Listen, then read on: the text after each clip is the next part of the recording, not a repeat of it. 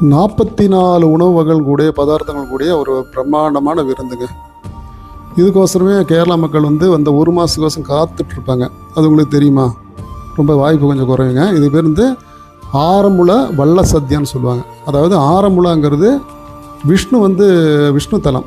விஷ்ணு தலத்தில் பஞ்சபாண்டவர்கள் உருவான அர்ஜுனன் வழிபட்ட தலம் தான் இந்த ஆரமுளாங்கிறது. இங்கே பம்பை நதிக்கரையில் தான் இருக்குங்க. இந்த கோட்டயம் ஜில்லாவில் இருக்கக்கூடிய தான் இது.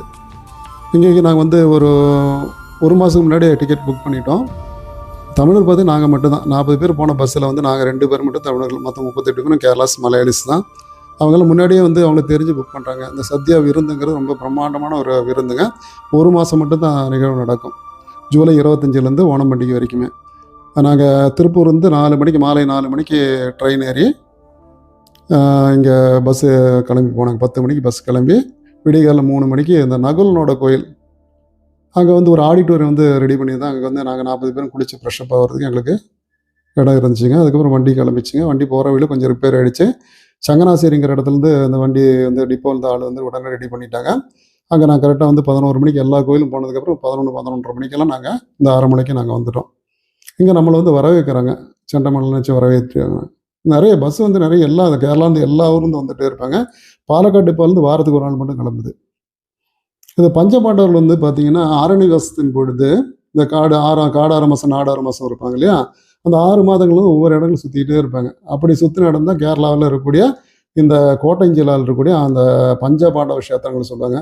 அதோட பதிவு நான் அடுத்தடுத்த பதிவுகள் அந்த ஒவ்வொரு இடத்த பற்றியும் அதோட சிறப்புகளை பற்றி நான் சொல்கிறேன். அதுக்கப்புறம் இந்த வள்ளம் களின்னு சொல்லுவாங்க. இந்த வள்ளம் நிறைய வள்ளங்கள் போச்சு. நாங்கள் வள்ளம்னா தோணின்னு அர்த்தம். அந்த கேரளா ஸ்டைலில் செண்டமெல்லாம் அடித்து அந்த ரொம்ப அருமையாக இருந்துச்சுங்க. இது பார்த்ததுக்கப்புறம் தான் எங்களுக்கு அந்த 44 வகையான உணவு கூடிய சத்யா. இதுக்கு நான் 2000 ரூபா கட்டணம் வாங்குறாங்க. இதில் பார்வையிடுற இடம் டேக் ஒன்று கொடுத்துறாங்க. டேக் இருந்தால் மட்டும் நமக்கு எல்லாம் உள்ளேயெல்லாம் போக முடியுங்க.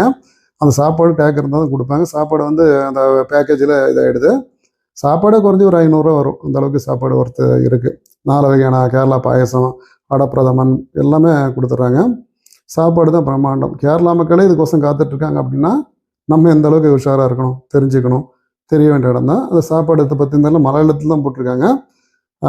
நன்றி, வணக்கம். ஆகஸ்ட் 15ஆம் தேதி மறுபடியும் இந்த டூரு கிளம்புறாங்க. கான்டாக்ட் நம்பர் இருக்குது. தேவைப்படுற கான்டாக்ட் பண்ணுங்கள்.